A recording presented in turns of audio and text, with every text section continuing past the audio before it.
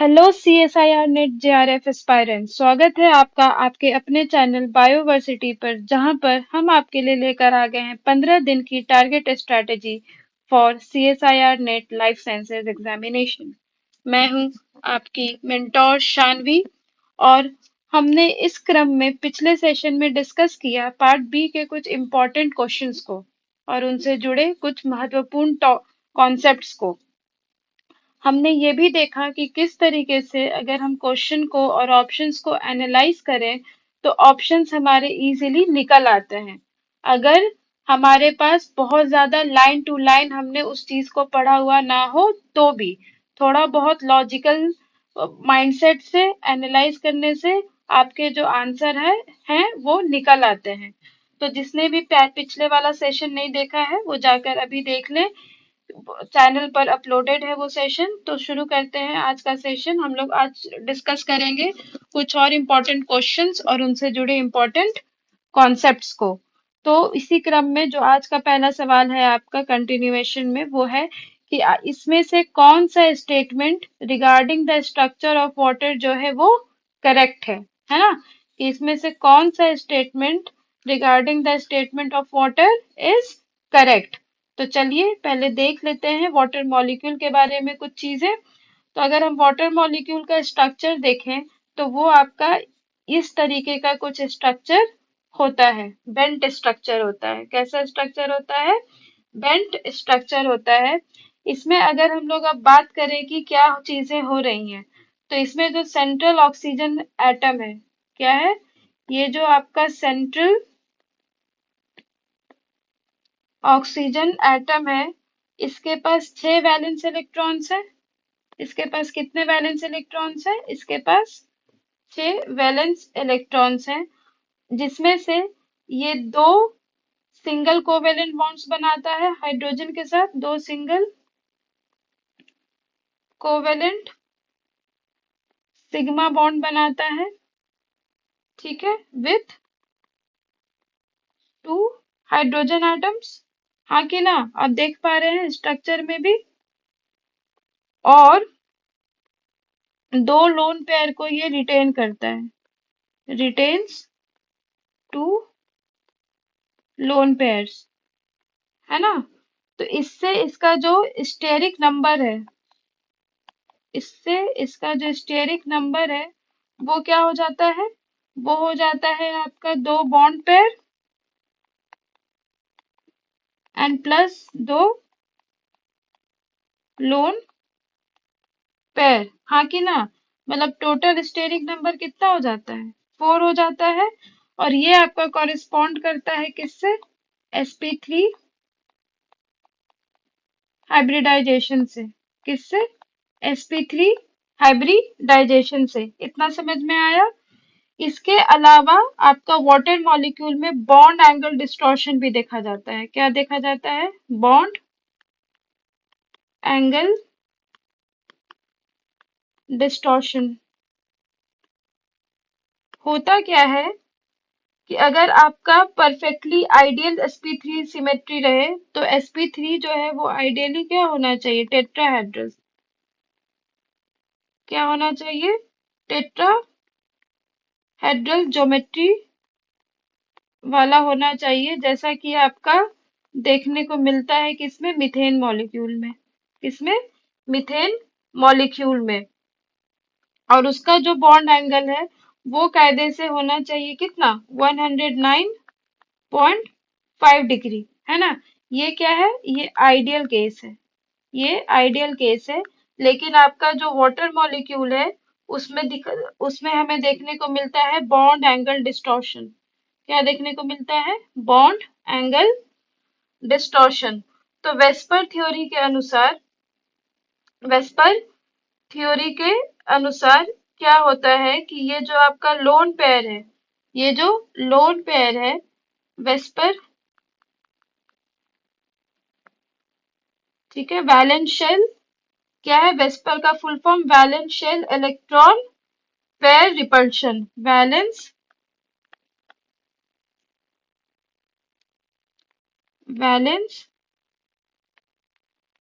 Shell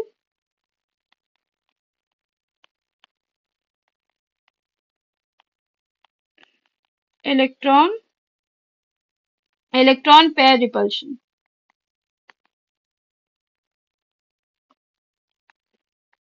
इस theory के अंतर्गत हमें क्या देखने को मिलता है कि ये जो लोन पेयर है ये ज्यादा स्पेस ले लेता है। Lone pair take up more space, take up more space and क्या करेगा फिर वो रिपेल करेगा एडजेसेंट इलेक्ट्रॉन डोमेन्स को। एडजेसेंट इलेक्ट्रॉन डोमेन्स को बॉन्डिंग पेयर से ज्यादा strongly repels adjacent electron domains more strongly than bonding pairs, more strongly than bonding pairs। तो इससे आपका क्या होगा, इससे जो आपका स्ट्रॉन्ग लोन पेयर रिपल्शन है वो आपका जो दो OH का बॉन्ड है वो क्या है, जो दो OH का बॉन्ड है उसको स्क्वीज करेगा, उसको और क्या करेगा, स्क्वीज करेगा। तो आपका जो मतलब अगर पहले इस तरीके से होगा आपका OH OH बॉन्ड आइडियली कितना होना चाहिए था 109.5, इसको स्क्वीज करेगा और स्क्वीज कर कर ये लेकर आ जाएगा 104.5 पे। मतलब आपका जो दो OH बॉन्ड्स है वो ज्यादा नजदीक आ जाएंगे, हाँ कि ना। ठीक है, तो ये आपका ज्यादा स्ट्रांगली रिपेल करेगा and this strong lone pair repulsion, this strong what, समझ में आया अच्छे से, लोन पेयर रिपल्शन क्या करेगा, स्क्वीज कर देगा, squeezes the two OH bonds, the two OH bonds closer। तो उससे क्या होगा, जो आपका HOH एंगल है, shrinking the HOH angle down from 109.5 degree to 104.5 degree.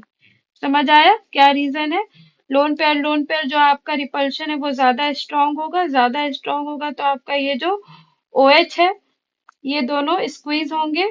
ठीक है, क्या होगा, स्क्वीज होगा दोनों OH बॉन्ड और आपका जो एंगल है वो 109.5 से कम होकर 104.5 हो जाएगा। ये है वाटर के बारे में कुछ बेसिक्स चीज है जहां पर आपने थोड़ा बहुत हाइब्रिडाइजेशन भी समझा। तो मतलब ऑप्शन 1 तो नहीं होगा, HOH एंगल ये तो आपका आइडियल कंडीशन है, जबकि यहाँ पे तो बॉन्ड एंगल डिस्टॉर्शन देखने को मिल रहा है। sp2 हाइब्रिडाइजेशन तो नहीं है, sp2 हाइब्रिडाइजेशन नहीं है तो मतलब सही ऑप्शन क्या हो जाएगा, ऑप्शन नंबर 3। क्या हो जाएगा, ऑप्शन नंबर 3। चलिए अब देखते हैं नेक्स्ट क्वेश्चन। तो नेक्स्ट क्वेश्चन आपका फिर से है रामाचंद्रन प्लॉट पे। रामाचंद्रन प्लॉट के बारे में थोड़ा बहुत हमने पिछले सेशन में भी डिस्कस किया था, है ना। तो यहाँ पर आपके 4 डिफरेंट आपके प्लॉट्स दिए हुए हैं, आपके प्लॉट्स दिए हुए हैं फॉर 4 डिफरेंट प्रोटीन्स और इसमें से आपको चूज करना है कि आपका करेक्ट पेयर ऑफ प्रोटीन्स कौन सा होगा, जो कि दोनों ही आपका प्रिडोमिनेटली क्या हो, अल्फा हेलिकल हो नेचर में। मतलब आपको वो पेयर चुनना है, वो सेट ऑफ पेयर जो आपका अल्फा हेलिकल नेचर का प्रोटीन शो कर रहा हो। इसमें आपके 4 ऑप्शंस दिए हुए हैं। तो रामाचंद्रन प्लॉट के बारे में हमने पिछले सेशन में भी देखा, तो चलिए आज के सेशन में भी थोड़ा और समझने की कोशिश करते हैं रामाचंद्रन प्लॉट को। ठीक है, तो होता क्या है कि आपका जो पेप्टाइड बॉन्ड है, जो आपका पेप्टाइड बॉन्ड है उसमें हमें पार्शियल डबल बॉन्ड कैरेक्टर देखने को मिलता है, ये हमने पहले भी समझा है। हमें पार्शियल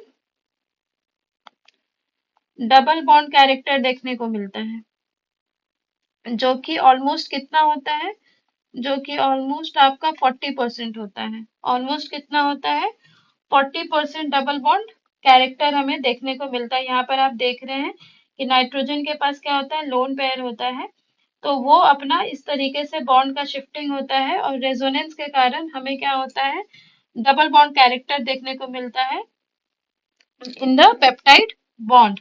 ठीक है, तो आपका और ये स्ट्रॉन्ग मतलब आपका क्या होता है, ये जो रेजोनेंस वगैरह होता है इसके वजह से जो आपका रोटेशन है, रोटेशन ऑफ पेप्टाइड बॉन्ड या rotation along peptide bond is not free, peptide bond can not rotate freely. तो आपका जो रोटेशन है वो सिर्फ दो ही एंगल्स के अराउंड पॉसिबल होता है, दो डाइहेड्रल एंगल्स के अलोंग। ठीक है, जिसको हम लोग कहते हैं फाई एंड साई। क्या कहते हैं, फाई एंड साई के रोटेशन जो है, rotation is only,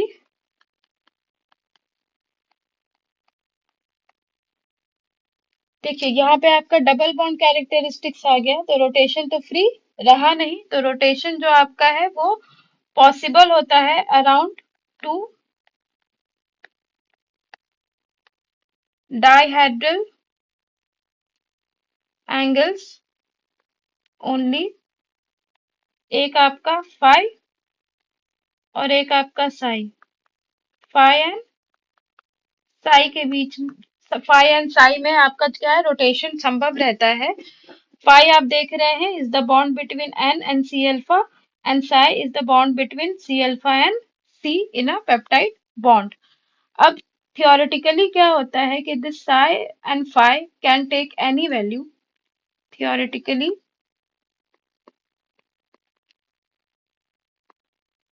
these dihedral angles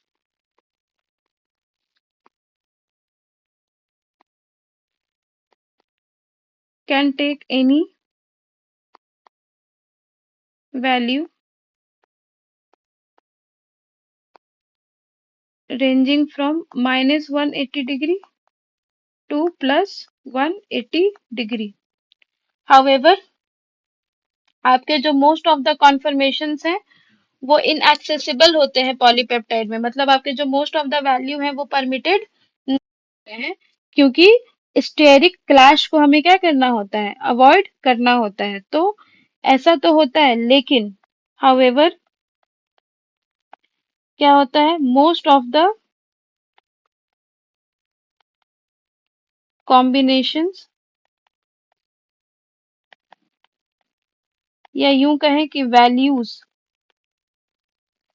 of phi and psi are inaccessible inaccessible to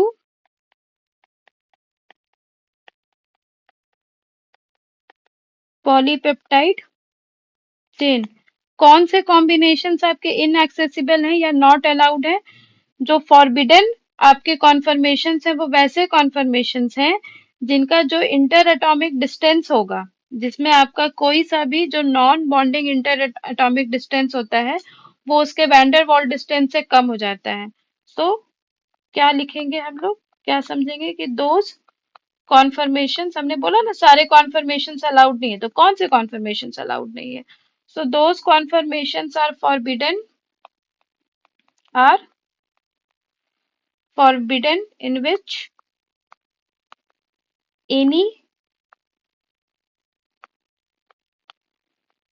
any what, any non bonding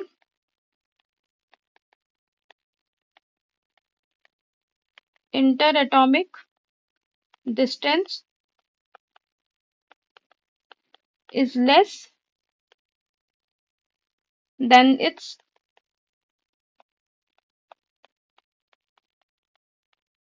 corresponding van der Waal distance।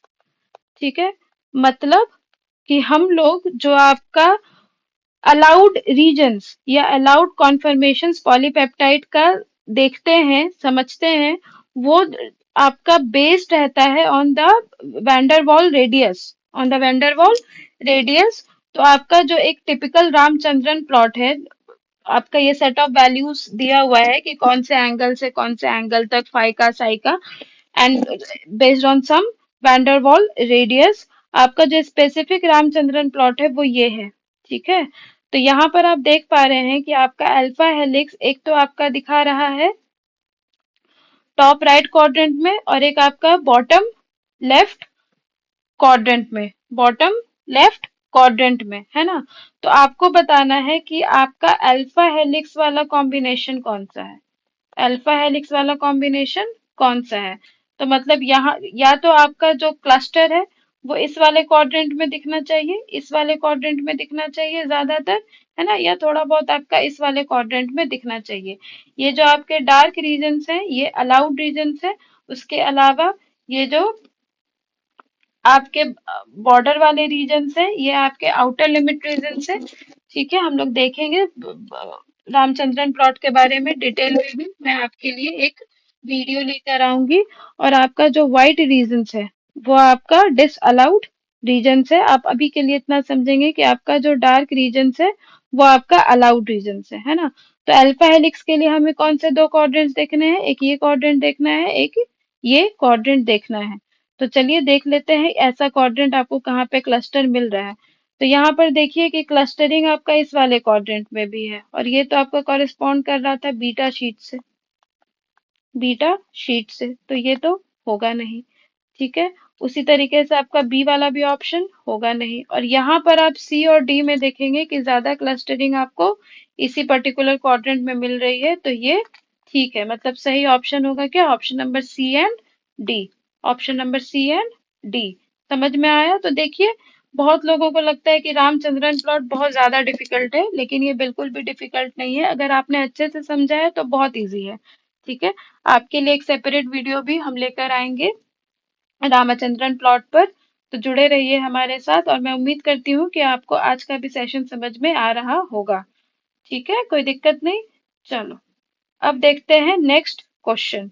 Next question, तो next question आपका है कि which one of the following options has the correct set of components for assaying reverse transcriptase activities. अब देखिए एक होता है transcription, एक होता है ट्रांसक्रिप्शन। ट्रांसक्रिप्शन में क्या होता है, हम डीएनए से आरएनए बनाते हैं, डीएनए से आरएनए बनाते हैं। और एक होता है रिवर्स ट्रांसक्रिप्शन, एक होता है रिवर्स ट्रांसक्रिप्शन जो कि रेट्रोवायरसेस वगैरह इम्प्लाई करते हैं। इसमें हम आरएनए से डीएनए बनाते हैं, आरएनए से डीएनए बनाते हैं। तो आरएनए से डीएनए बना रहे हैं मतलब सबसे पहले तो हमें आरएनए टेम्पलेट चाहिए। तो हम देखिए एलिमिनेशन भी अगर हमें थोड़ा बहुत भी पता है तो कैसे कर सकते हैं। तो अगर हमें आरएनए टेम्पलेट चाहिए तो या तो ये ऑप्शन कंसिडर कर सकते हैं या ये ऑप्शन कंसिडर कर सकते हैं। हमें डीएनए टेम्पलेट तो नहीं चाहिए, हमें क्या नहीं चाहिए, हमें डीएनए टेम्पलेट तो नहीं चाहिए, है ना। तो ये दोनों ऑप्शन तो ऐसे ही हट गया। अब इन दोनों ऑप्शन में भी देखिए आपको रिवर्स ट्रांसक्रिप्शन करना है, आपको बनाना है डीएनए। तो उसके लिए जो आपका रिवर्स ट्रांसक्रिप्टेज है वो RNA dependent DNA polymerase enzyme है। क्या है, RNA dependent DNA polymerase enzyme. तो आपका ये क्या करेगा, आरएनए टेम्पलेट से कॉम्प्लीमेंट्री डीएनए स्ट्रैंड बनाता है। तो इसके लिए हमें क्या क्या चाहिए होगा, तो मैम एक तो आरएनए टेम्पलेट चाहिए होगा, है ना, एक हमें क्या चाहिए होगा, आरएनए टेम्पलेट चाहिए होगा। दूसरा हमें डीएनए प्राइमर चाहिए होगा, क्योंकि ये जो एंजाइम है आरएनए डिपेंडेंट डीएनए पॉलीमरेज, ये आपका डीनोवो सिंथेसिस नहीं कर सकता है। मतलब ये आपका जो सिंथेसिस है वो खुद से इनिशिएट नहीं कर सकते हैं, और इसको एक प्राइमर की जरूरत होती है। प्राइमर जो कि आपका एक ऑलिगोन्यूक्लियोटाइड होता है, जो आपका free 3' OH starting point produce करता है ताकि आपका फर्दर न्यूक्लियोटाइड्स का एडिशन हो सके, है ना। तो हमें डीएनए प्राइमर चाहिए, आरएनए प्राइमर तो नहीं चाहिए हमें, हमें डीएनए प्राइमर चाहिए। तो देखो आंसर तो यहीं पर निकल आया आपका, अगर आप थोड़ा सा भी देखें। अगर आपको मान लीजिए कि कंफ्यूजन भी होने लगा कि कौन सा प्राइमर समझ नहीं आ रहा है, अरे तो हम डीएनए बना रहे हैं ना, हम डीएनए बना रहे हैं, तो हम डीएनए बना रहे हैं तो हम उसमें डीऑक्सी न्यूक्लियोसाइड ट्राइफॉस्फेट का इस्तेमाल करेंगे ना। डीएनए इज वो deoxy ribonucleic acid, DNA is deoxy ribo nucleic acids. तो इसके लिए हमें क्या जरूरत होगा, इसके लिए हमें जरूरत होगा किस चीज का, डीएनटीपीस का, ना कि एनटीपीस का, क्योंकि एनटीपीस तो आरएनए के लिए इस्तेमाल होगा। न्यूक्लियोसाइड ट्राइफॉस्फेट जो है वो आरएनए के लिए इस्तेमाल होगा। तो सही आंसर क्या निकल आया, 3। तो अगर आपको दो चीजें भी आपने पकड़ ली तो भी आपका आंसर निकल आएगा। ठीक है। बफर, बफर तो हमें चाहिए ही, ताकि आपका जो स्पेसिफिक पीएच और सॉल्ट कंसंट्रेशन या जो भी कंडीशंस है वो मेंटेन रहे for optimal enzyme stability and performance. ठीक है, कोई दिक्कत नहीं। चलिए अब करते हैं नेक्स्ट क्वेश्चन। तो यहाँ पर आपको पूछ रहा है कि in eukaryotic cells, in eukaryotic cells DNA replication is restricted to the S phase of the cell cycle because. ठीक है, तो अब पहले देख लेते हैं इसमें कि आपके ऑप्शंस क्या क्या दिए हुए हैं। उसके ऑप्शंस देखने के पहले भी हम थोड़ा बेसिक कॉन्सेप्ट, क्योंकि डीएनए रेप्लिकेशन जो है, डीएनए रेप्लिकेशन और उससे जुड़े कुछ एंजाइम्स और प्रोटीन्स बहुत ही इंपॉर्टेंट है, वेरी इंपॉर्टेंट। ठीक है, तो अब यहाँ पर क्वेश्चन अगर हम लोग डील कर ही रहे हैं, और जैसा कि हम लोग करते आ रहे हैं कि हम लोग क्वेश्चंस के साथ साथ उसका कॉन्सेप्ट्स भी कर लेते हैं, तो हम लोग डीएनए रेप्लिकेशन के बारे में एक ओवरव्यू ले लेते हैं। ठीक है, ताकि आपसे आप डीएनए रेप्लिकेशन से आगे भी क्वेश्चन आए तो आप उसको इजीली कर सके। तो देखिए, अगर हम लोग रेप्लिकेशन की बात करें तो रेप्लिकेशन मतलब क्या है। Replication semi conservative mode of DNA replication follow होता है। क्या होता है, सेमी कंजर्वेटिव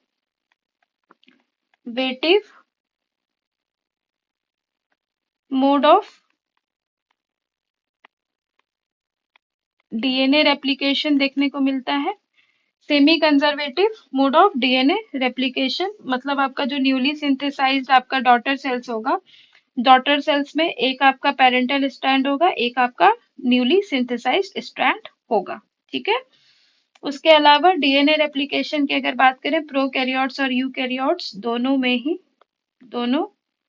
ही तो आपका 3 स्टेजेस में होता है, initiation, elongation and termination. Initiation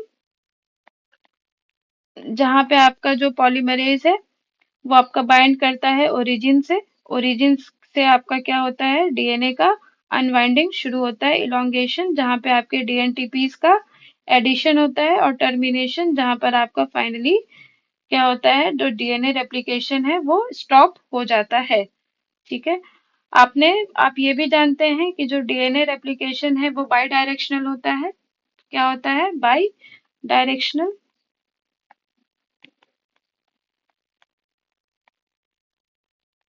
DNA replication क्या होता है, बाई डायरेक्शनल होता है, बाई डायरेक्शनल अलोंग मतलब आपके दो क्या होते हैं, रेप्लिकेशन फॉक्स बनते हैं। क्या बनते हैं, आपके दो रेप्लिकेशन फॉक्स बनते हैं, और आपका उसके along bidirectional along two replication forks, bidirectional along to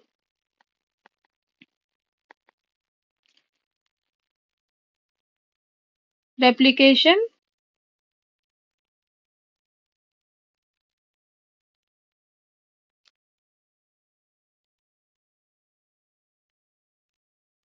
along two replication forks। ठीक है, आपका क्या होता है वो आपका बाय डायरेक्शनल होता है, मतलब दोनों रेप्लिकेशन फॉक्स एक दूसरे की तरफ मूव करते हैं। दोनों रेप्लिकेशन फॉक्स क्या होता है, एक दूसरे की तरफ मूव करता है, और जब वो दोनों रेप्लिकेशन फॉक्स मिलता है तो टर्मिनेशन हो जाता है। उसके अलावा हमारे पास टस टर कॉम्प्लेक्स भी बनता है, टस टर कॉम्प्लेक्स भी बनता है। रेप्लिकेशन फॉक्स इस तरीके से आपका काम करता है। बाय डायरेक्शनल रेप्लिकेशन का मतलब आपका क्या है, कि मानिए इस तरीके का स्ट्रक्चर है आपका, ओरिजिन के अराउंड आपका दोनों ही साइड से वो क्या होता है, ओपन होता है। तो मानिए ऐसा है, तो आपका एक रेप्लिकेशन फॉर्क ये हो गया, एक रेप्लिकेशन फॉर्क ये हो गया, और इन दोनों के अराउंड ही आपका क्या होगा, इन दोनों के तरफ से ही आपका रेप्लिकेशन इन दोनों ही डायरेक्शन में होता है, और ऐसे होते होते ये चला आता है। सो this is by directional replication, जहां पर आपका, आप देख रहे हैं कि दो रेप्लिकेशन फॉर्क आपका बन रहा है, एक इधर से ओपन हो रहा है डीएनए, एक इधर से ओपन हो रहा है, ओरिजिन से ओपन होना शुरू होता है। वहीं पर अगर आपका यूनी डायरेक्शनल रहता, इसमें आपका ओरिजिन कहाँ पे रहेगा बाय डायरेक्शनल में, यहाँ पर बीच में, यहाँ पर से डीएनए ओपन होना शुरू होगा, डीएनए क्या होगा, ओपन होना, ओरिजिन रहेगा, डीएनए ओपन होना शुरू होगा दोनों ही डायरेक्शन में। जबकि यूनी डायरेक्शनल आपका जो रेप्लिकेशन होगा उसमें थोड़ा, उसमें किस तरीके से होगा, उसमें एक ही डायरेक्शन में आपका रेप्लिकेशन होगा, उसमें एक ही डायरेक्शन में आपका रेप्लिकेशन होगा। तो और ओरिजिन आपका यहाँ पर रहेगा, इधर से खुलना शुरू होगा। So this is unidirectional. Okay, लेकिन हमारे में, लेकिन आपका डीएनए रेप्लिकेशन जो देखने को मिलता है वो कैसा होता है, वो होता है आपका by directional both eukaryotes and prokaryotes में। ठीक है, यहाँ तक कोई दिक्कत नहीं, इनिशिएशन, एलोंगेशन, टर्मिनेशन। उसके अलावा अगर हम लोग देखें तो इकोलाई में जो रेप्लिकेशन होता है, इकोलाई में जो रेप्लिकेशन होता है उसमें सिर्फ एक डीएनए पॉलीमरेज इन्वॉल्व नहीं होता है। डीएनए, इसमें हमें जरूरत क्या क्या होती है रेप्लिकेशन के लिए, हमें डीएनए पॉलीमरेज की जरूरत होती है। कि किसकी जरूरत होती है, डीएनए पॉलीमरेज की, जो कि आपका डीएनटीपीज को ऐड करता है। क्या करता है, add dNTPs to the growing chain, इसकी जरूरत होती है। उसके अलावा हमें डीएनए टेम्पलेट की जरूरत होती है, डीएनए टेम्पलेट की जरूरत होती है, हमें प्राइमर्स की जरूरत होती है ना, और ऑप्टिमम आपके उसके लिए बफर वगैरह की जरूरत होती है। तो आपका, लेकिन इकोलाई में उसके अलावा भी, डीएनए पॉलीमरेज के अलावा भी लगभग 20 या उससे अधिक एंजाइम्स एंड प्रोटीन्स पाए जाते हैं जो कि आपका कुछ स्पेसिफिक टास्क परफॉर्म करते हैं। ये जो एंटायर कॉम्प्लेक्स है, इसको डीएनए रेप्लिकेज सिस्टम या रेप्लिजोम कहते हैं, इसको डीएनए रेप्लिकेज सिस्टम या रेप्लिजोम कहते हैं। ठीक है, तो अगर हम लोग देखें तो जो आपका, ये आपके जो भी प्रोटीन्स हैं, प्रोटीन्स वगैरह जो भी हैं, ये वेरी इंपॉर्टेंट टॉपिक्स हैं फॉर डीएनए रेप्लिकेशन, बहुत इंपॉर्टेंट है, आपको देखना चाहिए।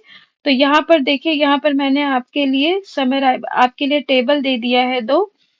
एक है जो आपका प्रोटीन, वैसे प्रोटीन जो रिक्वायर्ड होते हैं रेप्लिकेशन को इनिशिएट करने के लिए इकोलाई के ओरिजिन पे, उसमें आपका अगर आप देखें, ये इंपॉर्टेंट है, इसमें से भी आपका ज्यादा इंपॉर्टेंट ये सारे क्या है, ये सारे बहुत इंपॉर्टेंट है। प्राइमेस, एसएसबी, गायरेज, ये सारा आपका क्या है, इम्पोर्टेंट है। इसमें भी आपका सारा, ये सब सारा इम्पोर्टेंट है। तो जो इनिशिएशन के लिए रिक्वायर्ड होता है प्रोटीन, वो एक है डीएनए ए, जो कि आपके ओरिजिन के सीक्वेंस को रिकॉग्नाइज करेगा और डुप्लेक्स को ओपन करेगा स्पेसिफिक साइट्स पे।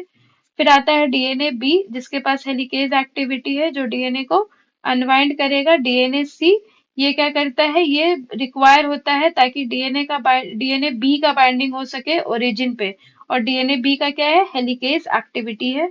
प्राइमेस, जो कि आपका आरएनए प्राइमर बनाएगा, क्या बनाएगा, आरएनए प्राइमर बनाएगा, जो कि आपका फ्री 3' ओएच ग्रुप प्रोवाइड करेगा।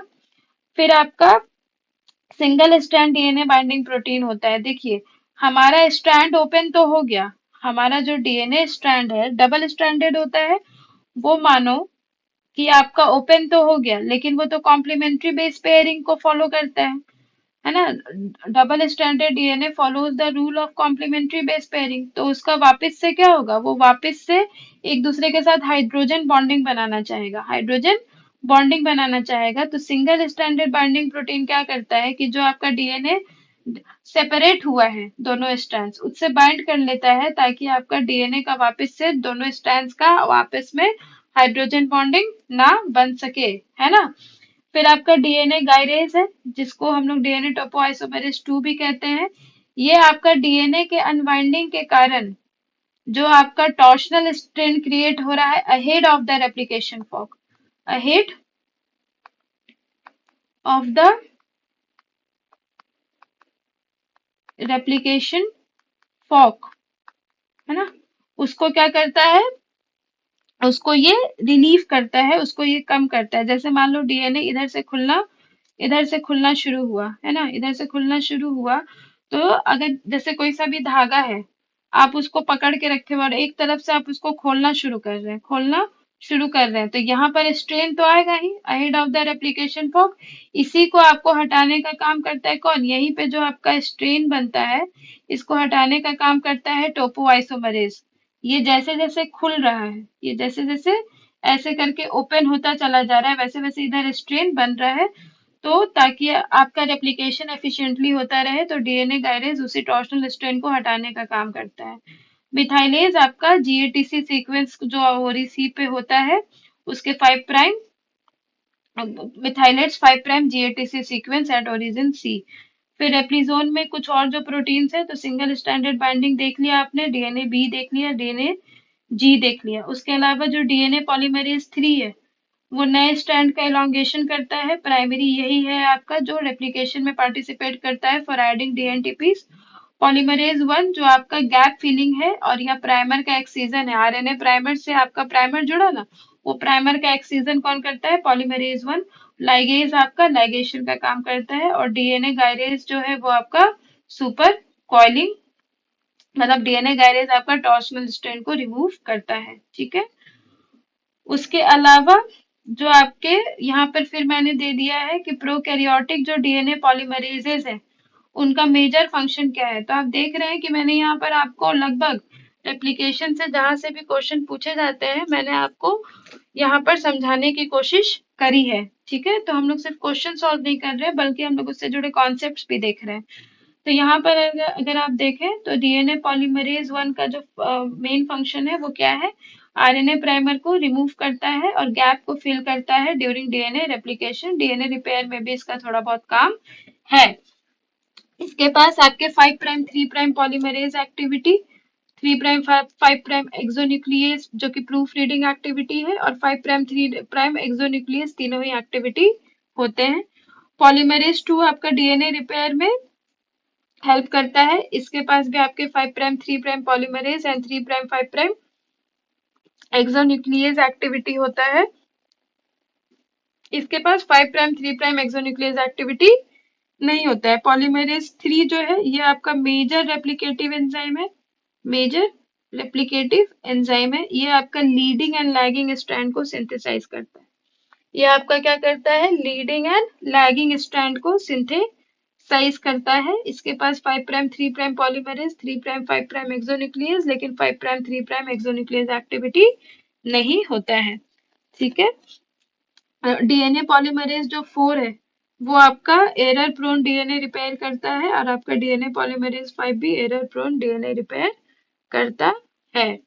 अब यहाँ पर एक चीज आई, लीडिंग एंड लैगिंग स्ट्रैंड। आप में से बहुत लोगों को मालूम होगा ये, लेकिन जिनको नहीं मालूम है मैं बता देती हूँ कि आपका जो सिंथेसिस होता है वो दो तरीके से होता है, लीडिंग एंड लैगिंग स्ट्रैंड। तो देखिए क्या होता है कि मानो कि आपका जो डीएनए है, अगर इस वाले डायग्राम को देखें और हम लोग ये वाला पोर्शन उठाएं, ठीक है, तो क्या हो रहा है, मानो कि इस तरीके से आपका,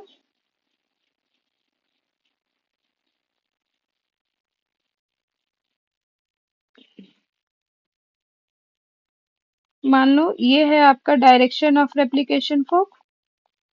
ये क्या है, direction of replication fork movement, ठीक है। ये 3 प्राइम 5 प्राइम, ये 5 प्राइम 3 प्राइम। तो आपका जो डीएनए सिंथेसिस है, आपको ये भी पता है कि DNA synthesis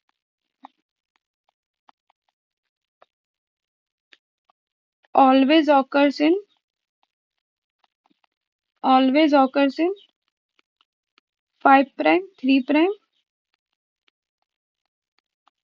direction, 5 prime 3 prime direction. तो आपका इसके अलोंग जो आपका न्यूली सिंथेसाइज्ड डीएनए होगा वो क्या होगा, कंटिन्यूअसली सिंथेसिस होगा 5 प्राइम 3 प्राइम डायरेक्शन में, क्योंकि इसका सिंथेसिस हो रहा है along the direction of the movement of replication fork. तो ये आपका हो जाएगा लीडिंग स्ट्रैंड। क्या हो जाएगा, लीडिंग स्ट्रैंड। जबकि अगर हम लोग इधर की तरफ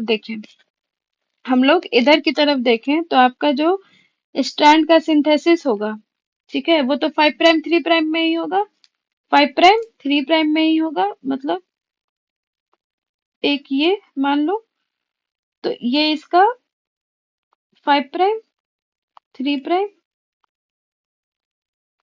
5 प्राइम 3 प्राइम, मतलब डीएनए का सिंथेसिस, लीडिंग स्ट्रैंड का सिंथेसिस क्या होगा, सिंथेसाइज्ड कंटिन्यूअसली, सिंथेसाइज्ड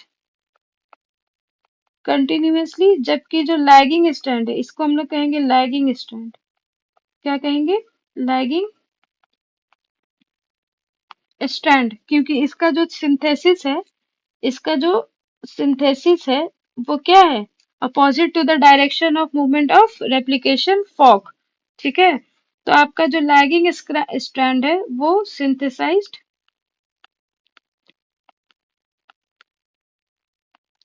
डिसकंटिन्यूअसली,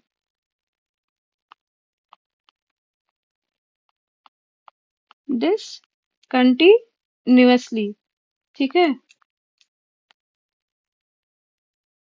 एक मिनट,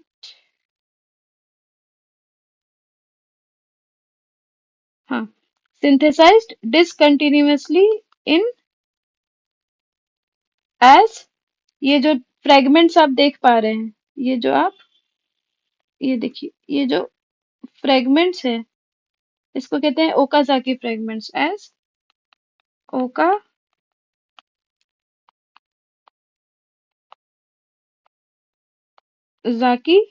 फ्रेगमेंट्स। ठीक है, तो इनका सिंथेसिस डिसकंटिन्यूअसली होता है ओकाजाकी फ्रेगमेंट के द्वारा। अच्छा, एक ये भी बात है, अगर मैं अब इसमें आपसे पूछूं अगर मैं अब आपसे इसमें पूछूं कि बताइए इन दोनों में से, अगर मान लीजिए यहाँ पे दो ही कंसिडर कर रहे हैं, कि इन दोनों में से न्यूली सिंथेसाइज्ड ओकाजाकी फ्रेगमेंट कौन सा है और पुराना वाला कौन सा है। ठीक है, तो देखिए डायरेक्शन ऑफ रेप्लिकेशन फॉर्क क्या है, ये है, इस तरीके से आपका रेप्लिकेशन फॉर्क ओपन हो रहा है, आपका रेप्लिकेशन फॉर्क के डायरेक्शन का मूवमेंट ये है। तो मतलब इस तरीके से खुलना शुरू हुआ होगा, इधर से खुल रहा है, इधर से ऐसे ऐसे ऐसे ऐसे करके खुल रहा है। ठीक है, तो ये वाला पोर्शन तो बाद में खुला होगा ना, ये वाला पोर्शन तो बाद में खुला होगा, मतलब जो जितना दूर रहेगा, जो ओकाजाकी फ्रैगमेंट आपका रेप्लिकेशन फॉर्क से जितना दूर है वो उतना ज्यादा ओल्ड है, और जो आपका पास है वो उतना ज्यादा न्यू है। ठीक है, तो ये आपका ओल्ड ओकाजाकी फ्रैगमेंट होगा, ओल्ड फ्रैगमेंट, और ये आपका जो जितना पास होगा वो आपका न्यू ओकाजाकी फ्रैगमेंट होगा, क्योंकि रेप्लिकेशन फॉर्क का आपका ओपनिंग का क्या है डायरेक्शन, ये है, ओकाजाकी फ्रैगमेंट का ओपनिंग का डायरेक्शन क्या है, ये है। इसी के लिए आपका जो ओल्डर फ्रैगमेंट है वो इधर से, क्योंकि इधर से खुलना, ऐसे खुलना शुरू हुआ, ऐसे ऐसे ऐसे खुलना शुरू हुआ, तो पहले तो यहाँ पर लगे होंगे ना, तो रेप्लिकेशन फॉर्क से जितना दूर उतना ओल्ड, और जितना रेप्लिकेशन फॉर्क के नजदीक उतना न्यू। ठीक है, चलिए, ये कुछ बेसिक कॉन्सेप्ट्स थे जो मैंने आपको रेप्लिकेशन का बताया। उसके साथ ही साथ आपने कुछ प्रोटीन्स वगैरह भी देखे, आपने कुछ डीएनए पॉलीमरेज का प्रोकैरियोटिक सिस्टम में फंक्शन भी देखा। अब अगर हम लोग बात करें यूकैरियोटिक डीएनए की, किसकी, यूकैरियोटिक डीएनए की, तो यूकैरियोटिक डीएनए जो है वो आपका बहुत ज्यादा लार्जर होता है बैक्टीरियल डीएनए के कंपैरिजन में, और वो हम क्रोमेटिन के फॉर्म में उसको पैकेज करके रखते हैं, जो कि आपका डीएनए और हिस्टोन प्रोटीन का कॉम्बिनेशन है। हिस्टोन जो कि आपका basic amino acid residues contain करता है, जैसे कि लाइजीन और आर्जिनिन। आपका जो बेसिक मैकेनिज्म है डीएनए रेप्लिकेशन का, वो प्रोकैरियोटिक और यूकैरियोटिक में सिमिलर है, लेकिन आपका जो यूकैरियोटिक डीएनए रेप्लिकेशन है वो आपका टाइटली कोऑर्डिनेटेड है सेल साइकिल के साथ। और अगर हम लोग ओरिजिन ऑफ रेप्लिकेशन की बात करें, तो आपका जो प्रोकैरियोटिक सिस्टम में ओरिजिन ऑफ रेप्लिकेशन है, प्रोकैरियोटिक ओरिजिन जो है इकोलाई में, अगर हम लोग बात करें किसमें, इकोलाई में बात करें, तो वो है ओरी सी। और इसमें अगर ओरिजिन ऑफ रेप्लिकेशन की बात करें, तो लोअर यूकैरियोट जैसे कि ईस्ट में हमारे पास होता है एआरएस, ऑटोनोमसली रेप्लिकेटिंग सीक्वेंसेस। ठीक है, ये एआरएस के बारे में मैंने आपको कुछ जानकारी दे रखी है। हायर यूकैरियोट जैसे कि वर्टिब्रेट्स में ओरिजिन आपके लेस वेल डिफाइंड होते हैं, लेकिन वो जनरली एटी रिच रीजन्स ही होते हैं, एटी रिच रीजन्स ही होते हैं। आपका जो एग्जैक्ट ओरिजिन है, ठीक है, वो आपका सक्सेसिव सेल डिवीजन में थोड़ा बहुत वैरी भी कर सकता है। अब आपका हम लोग देखते हैं कि लाइसेंसिंग ऑफ डीएनए रेप्लिकेशन क्या होता है। तो देखिए, आपका एक साइकिल में, एक सेल साइकिल में एक डीएनए सेगमेंट जो है एक ही बार रेप्लिकेट होना चाहिए। तो आपका जो रेप्लिकेशन है वो हाईली रेगुलेटेड है बाय साइक्लिन्स एंड सीडीकेस, जो कि साइक्लिन डिपेंडेंट काइनेसेस है। साइक्लिन्स क्या होता है, जब आपका M phase towards the end of mitosis, M phase, आपका यूबीक्यूटिन मीडिएटेड प्रोटियोलाइसिस के द्वारा जो साइक्लिन्स है उनका डिग्रेडेशन हो जाता है, उनका क्या हो जाता है, डिग्रेडेशन हो जाता है।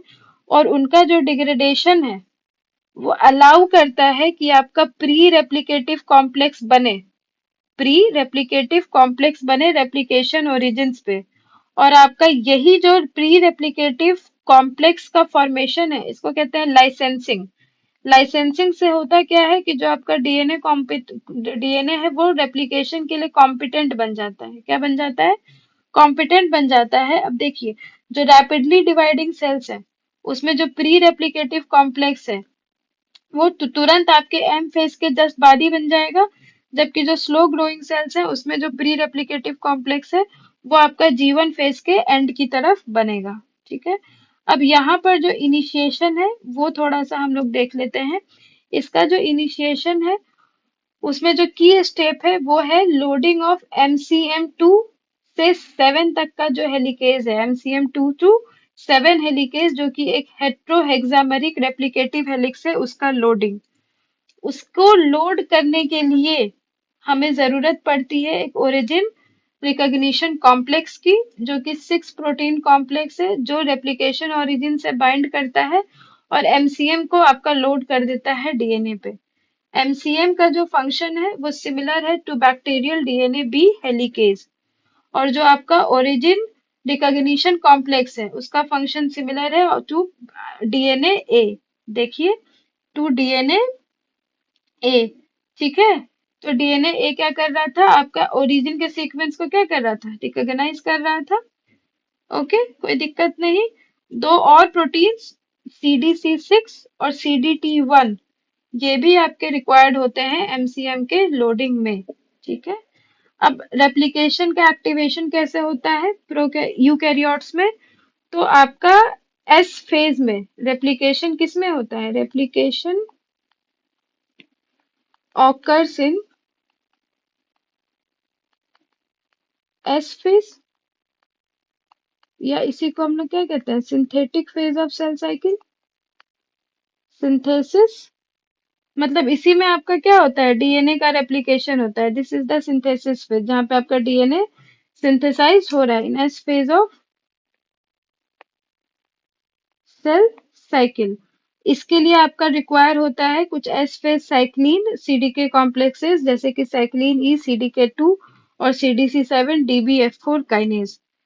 आपका ये काइनेजेस क्या करते हैं, रेप्लिकेशन को एक्टिवेट करते हैं बाय जो आपका प्री रेप्लिकेटिव कॉम्प्लेक्स है उसको फॉस्फोरिलेट करके। ठीक है, आपका री रेप्लिकेशन ना हो इसके लिए क्या होता है कि आपका जो जब आपका रेप्लिकेशन शुरू हो जाता है तो एडिशनल जो साइक्लिन सीडीके कॉम्प्लेक्सेस हैं, कुछ एडिशनल साइक्लिन सीडीके कॉम्प्लेक्सेस हैं, वो आपके नए प्री रेप्लिकेटिव कॉम्प्लेक्स का फॉर्मेशन नहीं होने देते हैं। ठीक है।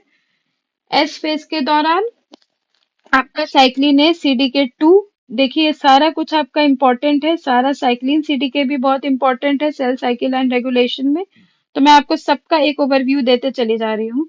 तो एस फेज के दौरान जो आपका साइक्लिन ए सीडीके टू है, वो रीलाइसेंसिंग को इनिबिट करता है ताकि डीएनए जो है वो एक ही बार रेप्लिकेट हो।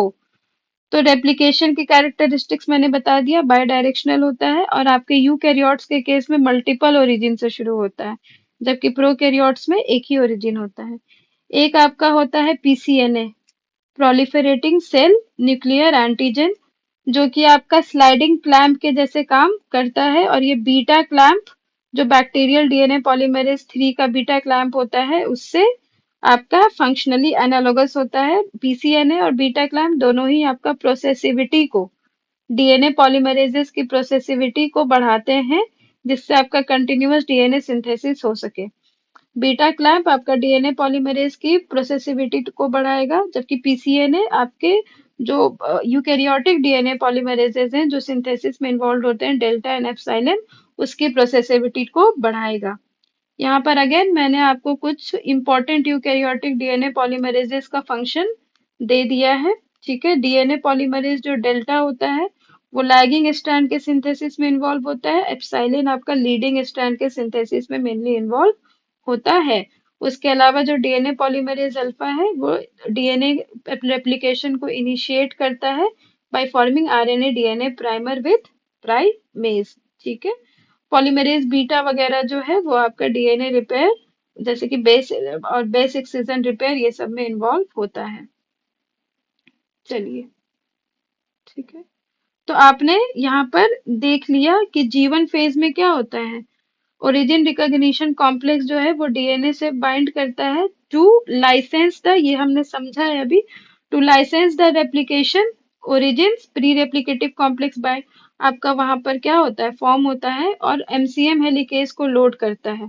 लेकिन ये हेलिकेज क्या होते हैं, इनएक्टिव होते हैं जीवन फेज में। हेलिकेज आपका जो कॉम्प्लेक्स है वो रिस्पॉन्सिबल है for unwinding the double stranded DNA, और ये तभी एक्टिवेट होता है जब सेल एंटर होता है एस फेज में, ताकि आपका जीनोम एक ही बार रेप्लिकेट हो। ठीक है।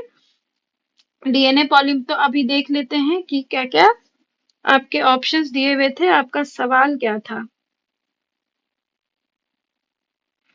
तो सवाल था कि इसमें आपका डीएनए रेप्लिकेशन एस फेज में आपका रेस्ट्रिक्ट होता है, तो सही आंसर क्या है। तो DNA polymerase is present only in the S phase, नहीं, आपका डीएनए पॉलीमरेज सिर्फ आपका एस फेज में प्रेजेंट नहीं होता है, ये आपका कंटिन्यूअसली प्रेजेंट होता है, लेकिन ये रिलाई करता है एक्टिवेटेड एमसीएम हेलिकेज पे to expose single stranded DNA templates. आपका ओआरसी जो है वो बाइंड करता है और रिकॉग्नाइज करता है ओरिजिन को जीवन फेज में, और लेट टीलो फेज में भी, सिर्फ एस फेज में आपका वो चीज वो रिकॉग्नाइज नहीं करता है। एमसीएम हेलिकेजेस हमने अभी देखा कि जीवन फेज में आपके लोड होंगे to form the pre replicative complex, लेकिन वो एक्टिवेट होते हैं एस फेज में ही। ठीक है। तो आपका जो सही आंसर है, आपका जो सही आंसर है, तो ये तो नहीं, ये तो गलत हो जाएगा, ये भी गलत हो जाएगा, एक्टिवेट होता है एस फेज में। ठीक है। तो एमसीएम ये सही आंसर है, MCM helicases gets activated in the S phase of the cell cycle. MCM helicases gets activated in the जीवन, नहीं, एक्टिवेट तो एस फेज में ही होता है। तो आपने ये अभी रेप्लिकेशन को भी आप अच्छे से समझा, और जो इम्पोर्टेंट प्रोटीन्स थे, जो भी इम्पोर्टेंट आपके मैकेनिज्म्स थे, वो भी मैंने आपको समझाया, जिससे आपको आगे के सवाल में भी काफी सहायता मिलेगी। अब देखते हैं हम लोग नेक्स्ट सवाल। तो आपका नेक्स्ट सवाल है कि which one of the following statements correctly explains the functions of a GTPase activating protein in the regulation of heterotrimeric G proteins in plants. ठीक है।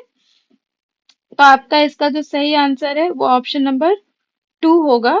क्या होता है, जो जीटीपीएज एक्टिवेटिंग प्रोटीन्स होते हैं, वो इंट्रिंसिक रेट ऑफ जो जीटीपी हाइड्रोलिसिस है उसको प्रमोट करते हैं, जिससे आपका हाइड्रोलिसिस जो जी अल्फा जीटीपी का है वो जी अल्फा जीडीपी में हो जाता है। अब आपका जी, क्योंकि जी अल्फा जो सब यूनिट है वो सिर्फ एक्टिव होता है तभी जब वो जीटीपी से बाइंड रहता है। तो ये जो आपका एक्सिलरेटेड हाइड्रोलिसिस है ये डायरेक्टली इसको ट्रांजिशन कर देता है इनटू इनएक्टिव स्टेज, क्योंकि जी अल्फा जीडीपी इनएक्टिव स्टेज है तो into inactive GDP bound confirmation. तो आपका सही आंसर हो जाएगा ऑप्शन नंबर 2। ये आपका डायरेक्टली क्या करता है कि ये आप जीएपीज जो है वो आपके जी अल्फा सब यूनिट के साथ इंटरैक्ट करते हैं, डायरेक्टली आपके जी बीटा सब यूनिट के साथ इंटरैक्ट नहीं करते हैं। फिर बोल रहे हैं directly inhibits ligand binding to GPCR. ठीक है, नहीं, आपका ये इंटरफेयर नहीं करते हैं एक्सटर्नल लिगैंड बाइंडिंग से। ठीक है, एक्सटर्नल लिगैंड बाइंडिंग से ये डायरेक्टली इंटरफेयर नहीं करते हैं। It leads to the dissociation of G alpha from G beta gamma subunit, नहीं। डिसोसिएशन आपका तब होता है जब आपका जी प्रोटीन का एक्टिवेशन होता है, जब आपका जीडीपी जीटीपी में बदल जाता है, जबकि यहाँ पे तो जीएपीज एग्जैक्टली अपोजिट कर रहे हैं। ये जी अल्फा जीटीपी को चेंज कर रहे हैं जी अल्फा जीडीपी में। तो ये डिसोसिएशन नहीं बल्कि रीएसोसिएशन को प्रमोट करते हैं और वो इनएक्टिव हेट्रोट्राइमर फिर से फॉर्म कर देता है by reassociation of G alpha with G beta gamma. ठीक है, तो ये भी गलत हो जाएगा, ये सही है। तो आप देख रहे हैं कि क्वेश्चंस बहुत ज्यादा डिफिकल्ट नहीं आते हैं। अगर आपने थोड़ी बहुत भी बेसिक नॉलेज ली हुई है तो आपका आराम से ये चीजें निकल सकता है। ठीक है, फिर आपका नेक्स्ट सवाल है कि which one of the following statements regarding principles of linkage mapping in plant is correct. तो उसके पहले हम लोग देख लेते हैं कि लिंकेज मैपिंग क्या होता है। तो लिंकेज मैप या हम लोग जिसको जेनेटिक मैप भी कहते हैं, ये एक ऐसा चार्ट है जो जीन्स का या जेनेटिक मार्कर्स का रिलेटिव पोजीशन दिखाता है। रिलेटिव पोजीशन दिखाता है along a chromosome, along a chromosome. ये कोई फिजिकल डिस्टेंस मेजर नहीं करता है बल्कि ये बेस्ड रहता है फ्रीक्वेंसी ऑफ जेनेटिक रिकॉम्बिनेशन में। किस पे? फ्रीक्वेंसी ऑफ, मतलब जो आपके जीन्स अरेंज्ड हैं, जीन्स का जो रिलेटिव पोजीशन है that is based on the frequency of genetic recombination और crossing over during meiosis and not, it is not the measure of the mere physical distance. ठीक है, कोई दिक्कत नहीं। तो फिर यहाँ पर देखिए, चलिए देखते हैं ऑप्शंस क्या क्या है। कि genetic markers would always show high recombination frequencies when they are closer to each other than if they are far apart. नहीं, जितना ज्यादा क्लोज होगा, जितना ज्यादा क्लोज होगा उतना ज्यादा रिकॉम्बिनेशन फ्रीक्वेंसी लोअर हो जाएगा। ठीक है, तो ये गलत है। और जितना ज्यादा दूर होगा, जितना ज्यादा दूर होगा, ये क्या स्ट्राइक हो गया, और जितना ज्यादा दूर होगा उतना ज्यादा रिकॉम्बिनेशन फ्रीक्वेंसी ज्यादा रहेगा। तो ये ऑप्शन तो गलत हो गया। ठीक है, the genetic distance between two markers is a true representation of the physical distance between them. नहीं, फिजिकल डिस्टेंस का आपका रिप्रेजेंटेशन थोड़ी है, बल्कि ये रिकॉम्बिनेशन फ्रीक्वेंसी का रिप्रेजेंटेशन है। Representation of recombination frequency, representation of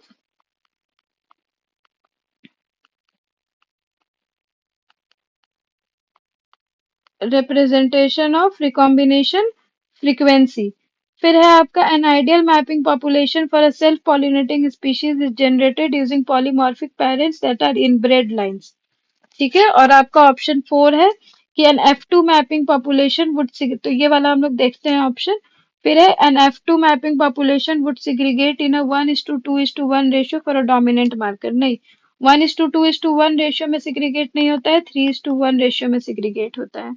तो देखिए, डोमिनेंट मॉलिक्यूलर मार्कर आपका can not distinguish between homozygous dominant and heterozygous genotypes. तो आपका क्योंकि सेम प्रोफाइल शेयर करता है तो F2 जो पॉपुलेशन है वो 3:1 रेशियो में सिग्रीगेट होगा, 1:2:1 रेशियो में सिग्रीगेट नहीं होगा। ठीक है, तो ये ऑप्शन भी गलत है। तो आपने अगर, क्योंकि डोमिनेंट मार्कर है ना, वो डिफरेंशिएट कर ही नहीं पाएगा, वो तो दोनों ही केस में एक्सप्रेस हो जाएगा। तो that can not differentiate between homozygous dominant and heterozygous genotypes. तो वो आपका 3:1 रेशियो में सिग्रीगेट होगा, ना कि 1:2:1 रेशियो में। तो अगर आपने तीन ऑप्शंस को एलिमिनेट भी कर लिया तो भी आपका निकल आया कि थ्री वाला ही सही ऑप्शन है आपका। फिर भी थ्री वाले ऑप्शन को एक बार देख लेते हैं कि an ideal mapping population for a self-pollinating species is generated using polymorphic parents that are inbred lines। तो हाँ, एन आइडियल मैपिंग पॉपुलेशन आपका हाईली इनब्रेड होमोजाइगस पेरेंट को यूज करता है, ताकि ये इंश्योरिंग दे आर पॉलीमॉर्फिक अगर वो रहता है तो उससे रिसर्चर्स को क्लियरली डिस्टिंग्विश और ट्रैक करने में मदद मिलती है एलील को अक्रॉस जनरेशंस। ठीक है, तो ये आपका जो है ये सही ऑप्शन है कि an ideal mapping population for a self pollinating species is generated using polymorphic parents that are inbred lines.